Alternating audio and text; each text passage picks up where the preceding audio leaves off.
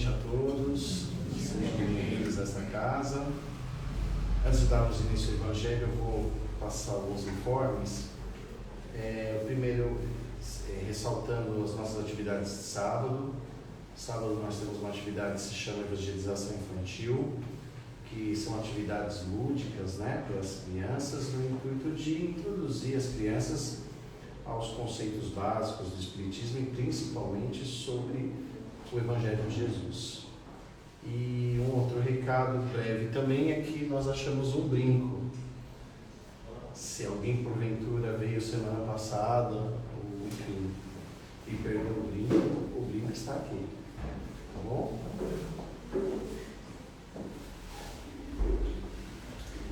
Vamos então nesse momento serenar nossos pensamentos, nosso coração, buscar nos esquecer das nossas atividades cotidianas, dos nossos problemas, e entrar nesse instante em sintonia com a equipe espiritual desta casa, com os nossos benfeitores amigos, com os nossos mentores individuais, agradecendo a Deus por mais uma oportunidade de estarmos aqui hoje, tendo o prazer de refletir sobre as palavras do nosso Mestre Jesus, tendo a oportunidade de estarmos aqui buscando reflexões, buscando paz, buscando alívio para as nossas tensões. E assim, juntamente com essa equipe espiritual aqui presente, num só pensamento, vamos agradecer a Deus por Evangelho dessa noite, louvando a Ti a prece que Jesus nos deixou dizendo: Pai nosso que estais no céu, santificado seja o vosso nome, venha a nós o vosso reino, seja feita a vossa vontade, assim na terra como nos céus. Pão nosso de cada dia dai-nos hoje, perdoa as nossas dívidas, na medida que aprendemos a perdoar os nossos devedores, e ajude-nos a não cair em tentações da vida, e livra-nos de todo mal. Que assim seja, e graças a Deus, e graças a Jesus. Muito bem. Hoje nós vamos fazer uma reflexão de uma passagem muito forte e polêmica do nosso Mestre Jesus, que se encontra no item 5 a 7 do capítulo 8 do Evangelho segundo o Espiritismo, cujo tema do capítulo é Bem-aventurados os puros de coração. E essa passagem do Cristo que nós vamos refletir é sobre o pecado por pensamento adultério. Eu vou fazer uma leitura dessa passagem do Cristo, que está em Mateus, no capítulo 5, versículos 27 e 28. E Jesus diz o seguinte: Vós aprendestes o que foi dito aos antigos: não cometereis adultério. Mas eu vos digo que qualquer um que tiver olhado para uma mulher cobiçando-a, já em seu coração cometeu adultério. Pois bem, quando Jesus nos diz, como já foi dito aos antigos, ele retoma um dos mandamentos de Moisés, no qual está escrito: não cometeis adultério. E agora, ele retomando esse mandamento de Moisés, ele acrescenta, dizendo que quem tiver olhado para uma mulher cobiçando-a, já em seu coração cometeu adultério. É importante a gente frisar esse complemento, porque nós temos nessa passagem, claramente, nesta passagem, a ideia de que o adultério, conforme nos diz Jesus aqui, nesta passagem, significa a transgressão de uma regra conjugal, de uma fidelidade conjugal. Mas cabe ressaltar que a palavra adultério, na época de Jesus, não se dirigia tão necessariamente para a transgressão de uma fidelidade conjugal. A palavra adultério vinha no sentido de adulterar. Jesus, nesta passagem, ele fala sobre o adultério conjugal. Mas a ideia de adultério era usada frequentemente na antiguidade para designar o mal e o pecado. Porque os antigos tinham como premissa de justiça divina os mandamentos mosaicos. Então a palavra adultério nesse sentido, ele vai designar o mal, vai designar o pecado e vai caracterizar toda a infração condicionada às leis divinas. Então, tudo aquilo que altera as leis divinas, que na antiguidade eram resumidas nos 10 mandamentos, é considerado também adultério, inclusive cobiçar a mulher do próximo. Mas existem outros adultérios, ou seja, outras adulterações que podem ser feitas, que não devem ser, mas podem ser realizadas e que são consideradas atos de adulterar, como não matar, como não respeitar o pai e a mãe. Então, tudo que nega as leis divinas é considerado adultério. Eu vou pegar uma outra passagem aqui, nesse mesmo capítulo, que vai mostrar como a palavra adultério, ela também pode ser considerada como adulteração da lei divina. Aqui. Porque está em Marcos, capítulo 8, versículo 38, que nos diz o seguinte: porque se alguém se envergonhar de mim e de minhas palavras dentre esta geração adúltera e pecadora, o Filho do Homem também se envergonhará dele, quando vier acompanhado dos santos anjos na glória de seu Pai. Veja como a palavra adultério tem um sentido mais genérico. Quando ele diz geração adúltera e pecadora, ou seja, que adultera as leis divinas e comete o pecado. Então é nesse sentido que nós vamos fazer a reflexão sobre essa temática. Primeiro considerando adultério como uma adulteração não apenas de uma fidelidade conjugal, mas de toda e qualquer transgressão à lei divina. Nesse sentido, Jesus nos diz, raça adúltera e pecadora. O que ele quis dizer com uma raça adúltera e pecadora? Ele quis dizer que nós somos espíritos que, apesar de hoje termos evoluído um pouco, do ponto de vista moral, nós ainda adulteramos as leis divinas. Nós não seguimos de maneira correta e coerente as leis divinas. Nesse sentido, podemos afirmar com toda clareza que nós ainda não somos puros de coração. Nós ainda não alcançamos essa condição de puros de coração.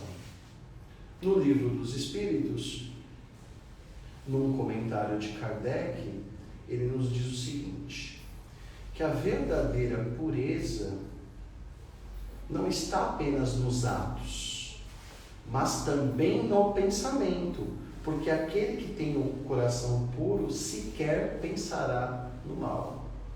Então, quando eu afirmo que nós não somos puros de coração, eu quero dizer o seguinte, que por mais que nós temos a aparência de não cometer o mal, nós ainda não temos condições morais de não pensar o mal. Foi isso que Jesus quis dizer nessa passagem da mulher adúltera. Se você pensar em cobiçar a mulher do próximo, mesmo em pensamento, você já está cometendo pecado. Jesus foi muito claro. ele diz que o pecado mesmo em pensamento é um sinal de impureza, é um sinal de uma prática do mal. É uma impureza do nosso coração. E aí eu vou continuar no Livro dos Espíritos, numa pergunta que é a 636, que fala justamente sobre essa questão. O bem e o mal são absolutos para todos os homens? E a resposta dos Espíritos é essa. A lei de Deus é a mesma para todos, mas o mal depende principalmente da vontade de quem se tende a praticar. O bem é sempre o bem, e o mal é sempre o mal, qualquer que seja a posição do homem. A diferença está no grau de responsabilidade. Ou seja, essa vontade que se tende a praticar, ela parte do nosso pensamento. Ninguém comete um ato sem pensar. Nós temos o uso comum da palavra, eu fiz sem pensar. Não, você não fez sem pensar. Você agiu. O seu espírito agiu. Porque o pensamento é o propulsor de toda e qualquer ação que nós praticamos. Na realidade que nós vivenciamos, tudo é resultado dos nossos pensamentos. Tudo que nós temos materialmente na Terra foi criado por um pensamento. Digo materialmente. E toda ação que nós temos, ela tem como origem o pensamento, sendo uma ação boa ou sendo uma ação ruim. O que nós costumamos fazer? Muitas vezes, com o propósito da gente ocultar as nossas intenções, nós culpamos necessidades materiais, necessidades fisiológicas, necessidades externas, para justificarmos o mal que está dentro de nós.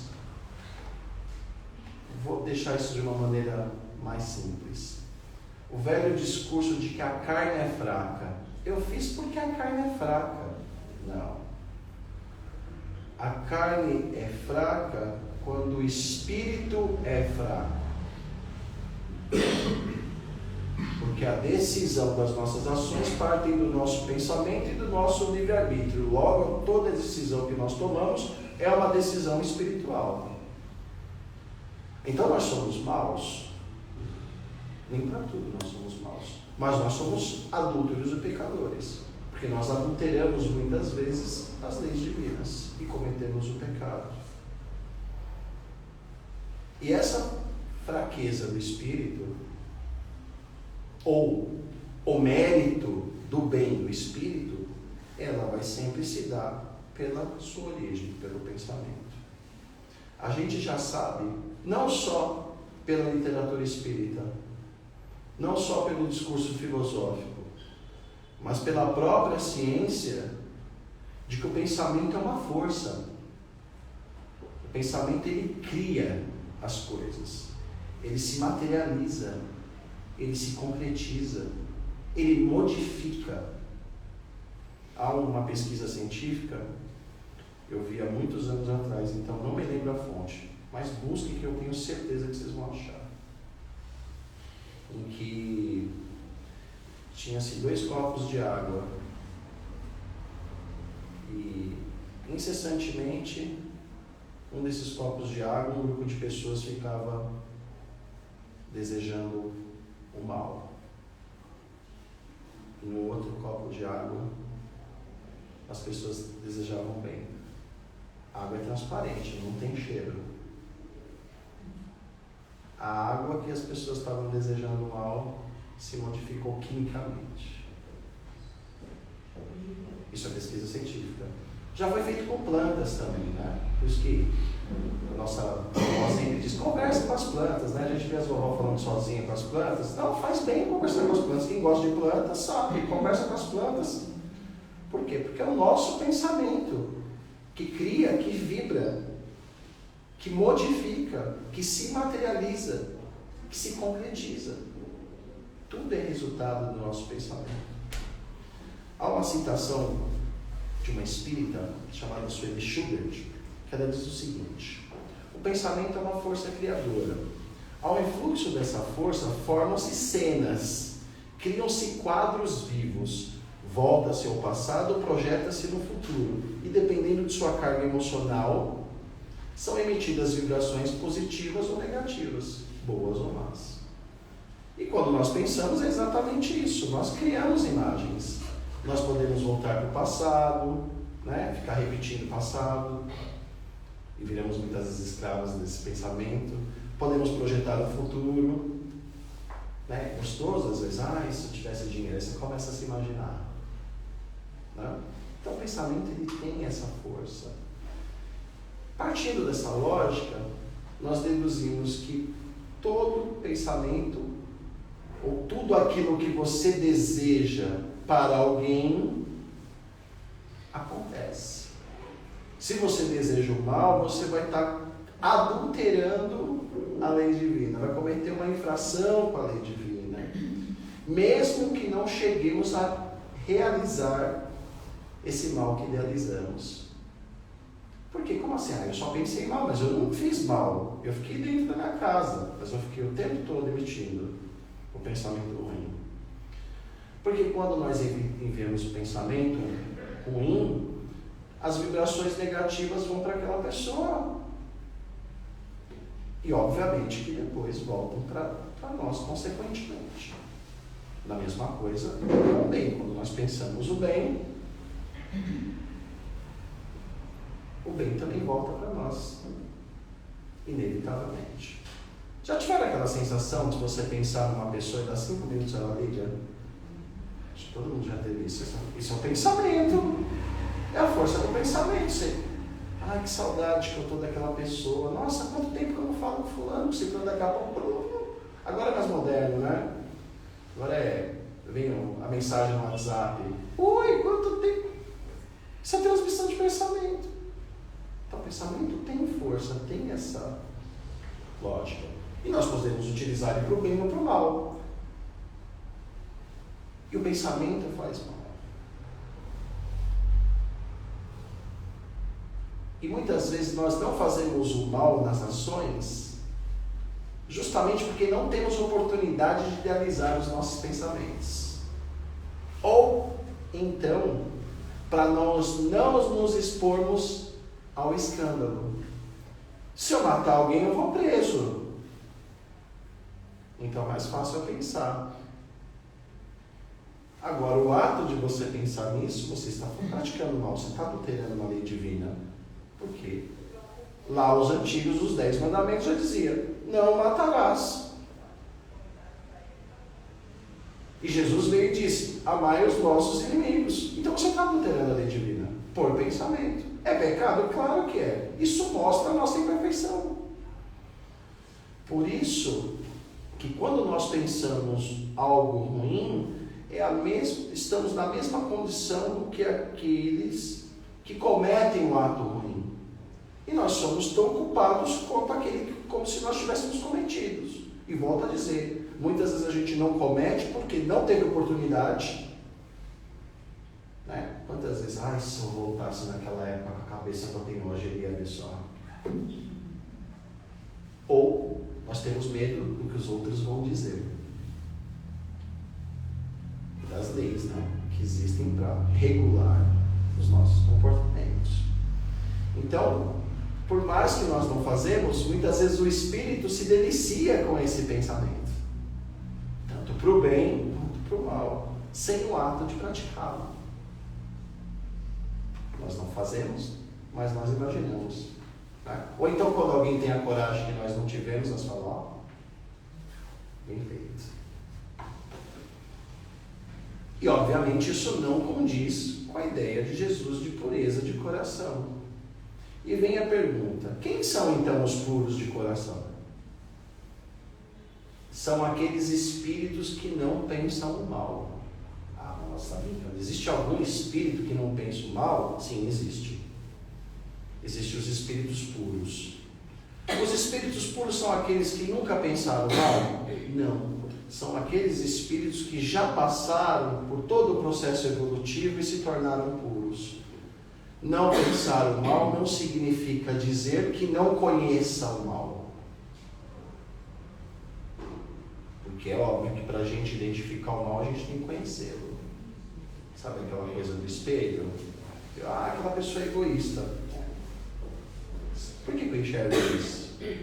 Porque no maior ou no menor grau, talvez eu tenha um egoísmo dentro de mim. Ou melhor, certeza que eu tenho esse egoísmo dentro de mim. E não sou eu que estou dizendo isso. A própria psicologia já mostra, né? A teoria do espelho, como alguns dizem por aí.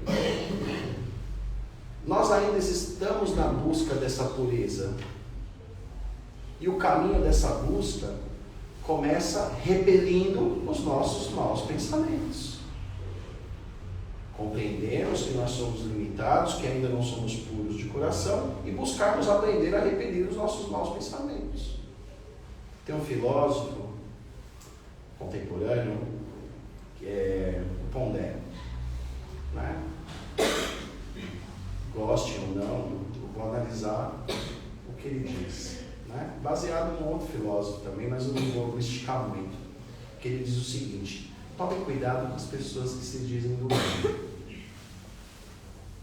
Porque se nós analisarmos a fundo, todos nós ainda não somos puros de coração.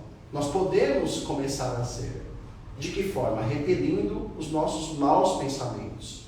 E como a gente pode fazer isso? Praticando.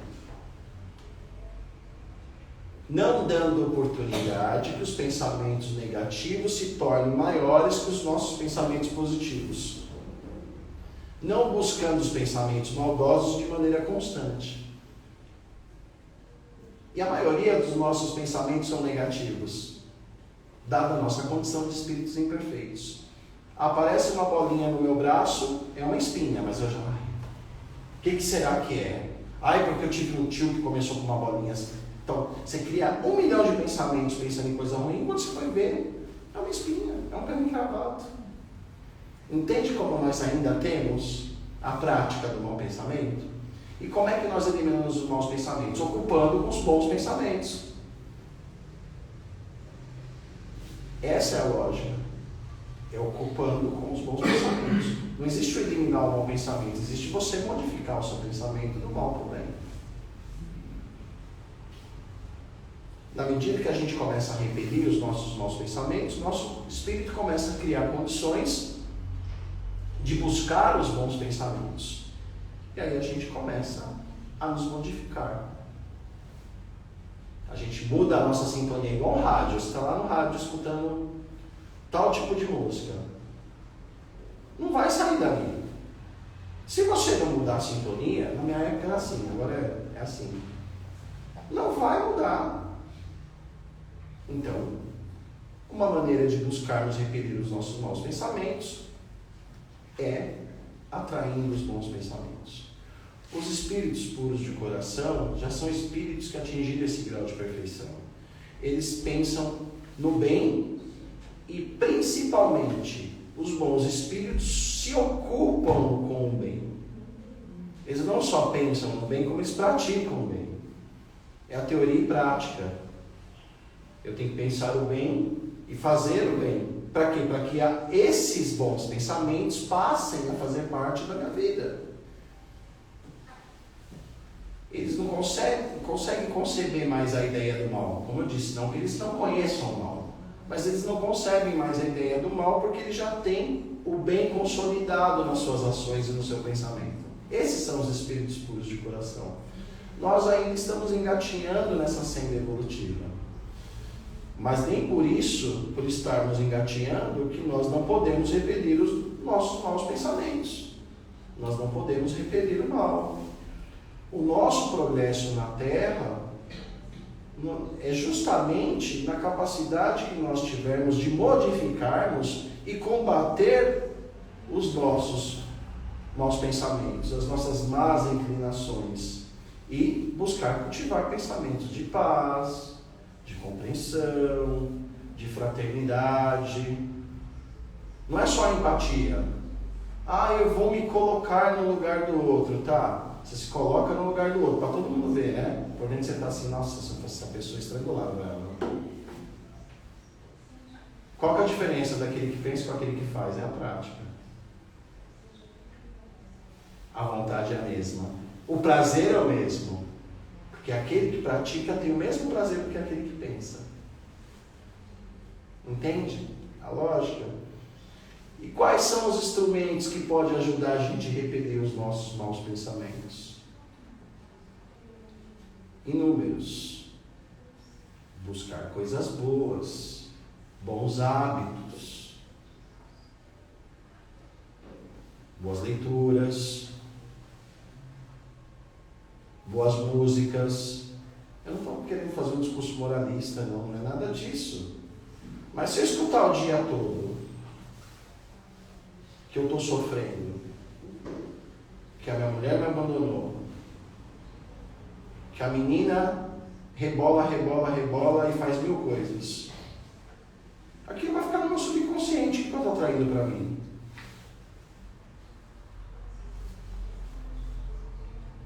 Então, é modificando os nossos hábitos, o nosso comportamento, que nós vamos começar a ocupar os maus pensamentos, ou os bons pensamentos no lugar dos maus pensamentos.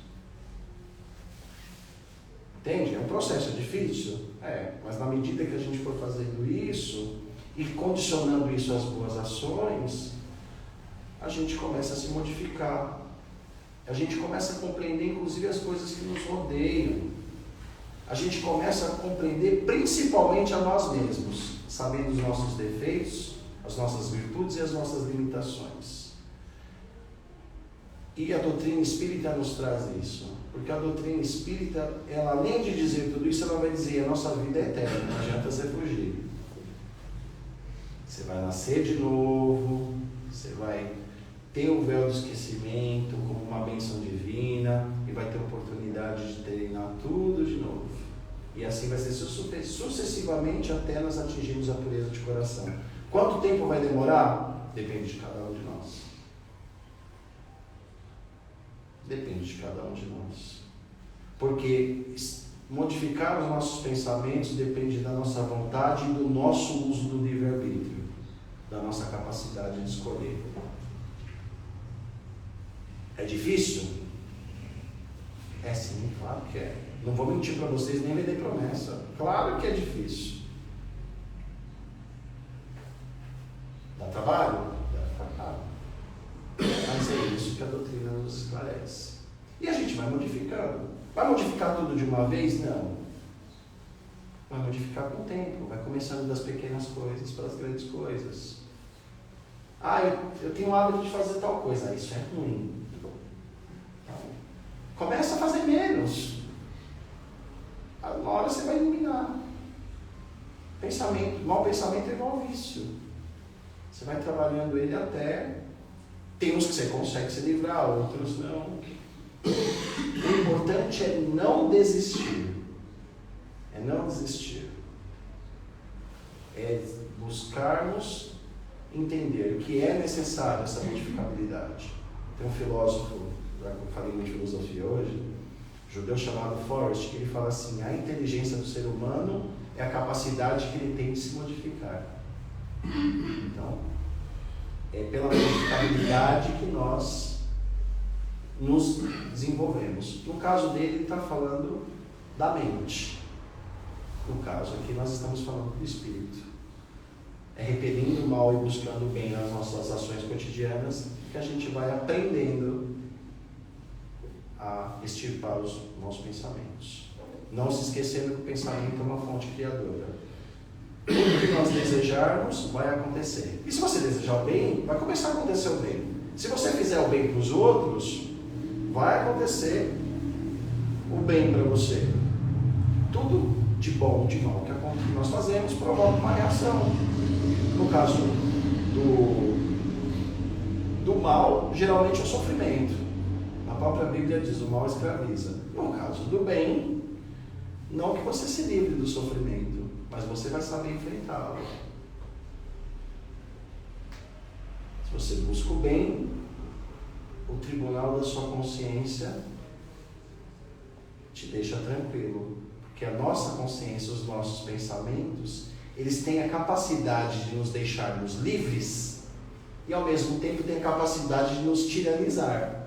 Depende para onde a gente dirige o pensamento. Nós podemos ser escravos dos nossos pensamentos, né? Tornar o pensamento repetitivo.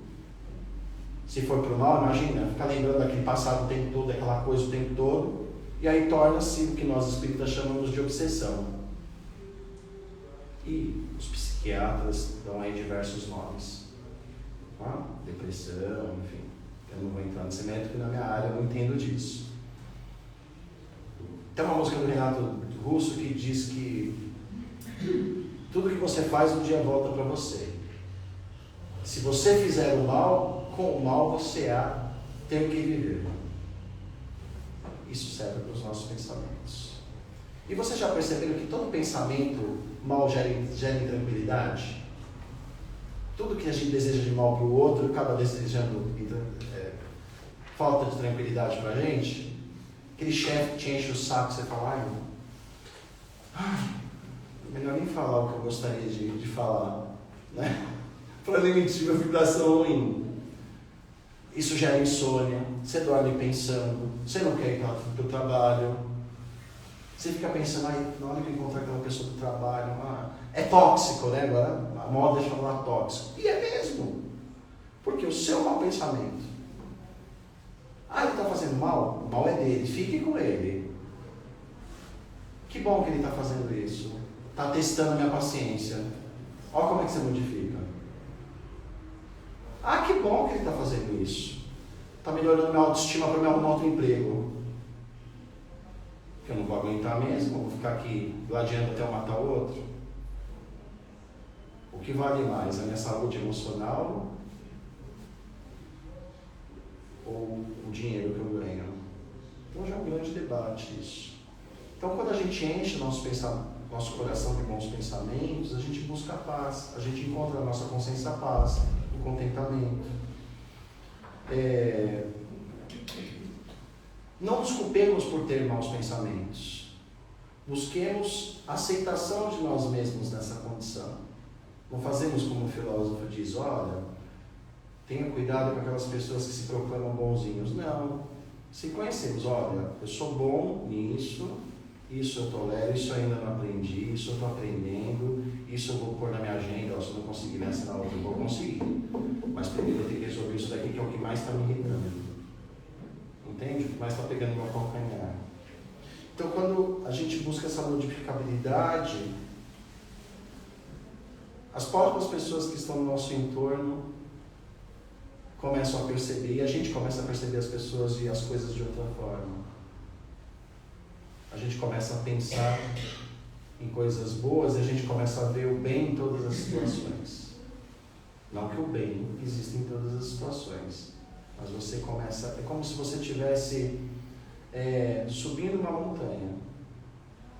Quando você está numa parte, você vê uma parte do horizonte. Quando você sobe, aí você consegue ver outra. Quando você está lá no topo, o seu horizonte amplia. É a mesma coisa com os nossos pensamentos. Se a gente buscar esse esforço de cultivar pensamentos elevados e tentar se distanciar dos pensamentos ruins, né? Porque eu falo por mim, tem coisas que eu tenho que ficar longe. Eu tenho que ficar longe, porque se eu ficar perto eu vou gostar. Então é melhor eu ficar longe, eu ter essa simplicidade, buscar essa simplicidade. Eu não vou fazer isso, não vou para esse lugar, não vou vivenciar essa discussão. Não, porque senão eu vou pensar pior que todo mundo, porque eu me conheço.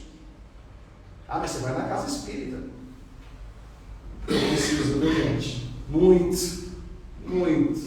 Não sou melhor que ninguém, ao contrário. Me sinto até mais necessitado, sabe? E é isso, se a gente buscar os bons pensamentos, os maus vão embora. E que todos fiquem aí com bons pensamentos e reflitam sobre o Evangelho de hoje. O nosso tempo já deu. Boa noite a todos.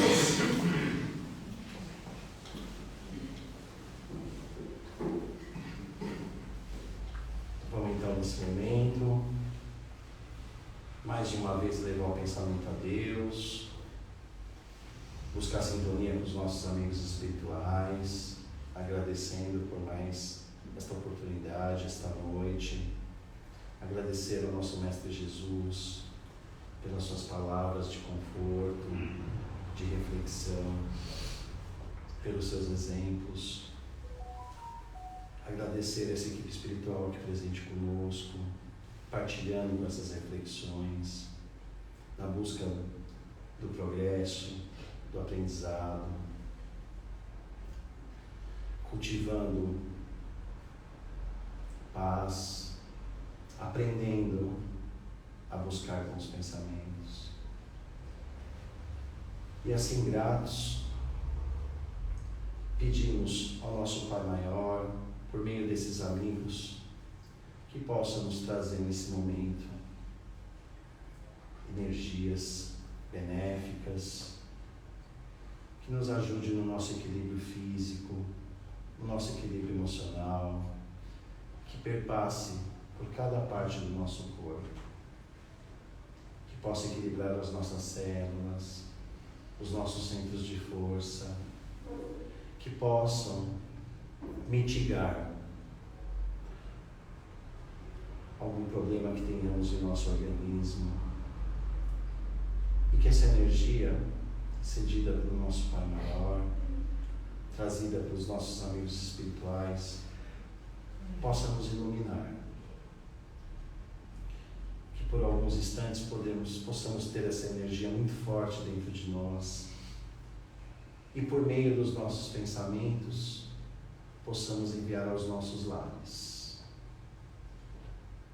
que essa energia também seja distribuída por cada pessoa que lá estiver, por cada animal de estimação que também lá estiver, que ela possa ajudar a limpar o ambiente que nós, infelizmente, pelos maus pensamentos, criamos. Que essa energia se espalhe, que ilumine a nossa casa e que se espalhe nesse momento para os nossos amigos, para os nossos familiares, para aquelas pessoas que em pensamento agora nós mentalizarmos. Ainda em pensamento, que essa energia possa estar nos nossos locais de trabalho, que possam envolver as pessoas, trazendo os mesmos benefícios que queremos para nós, mesmo aquelas pessoas que ainda não aprendemos a conviver. E que a união de toda a energia, de toda a equipe espiritual, de todos nós, por meio dos nossos pensamentos nesse momento, também atinjam aqueles que necessitam, que estão nas ruas, que estão nos hospitais, que estão nos presídios, que estão passando por necessidade. Que a equipe espiritual direcione essa energia, que cada um receba de acordo com a sua vontade e com o seu merecimento. Nesse momento,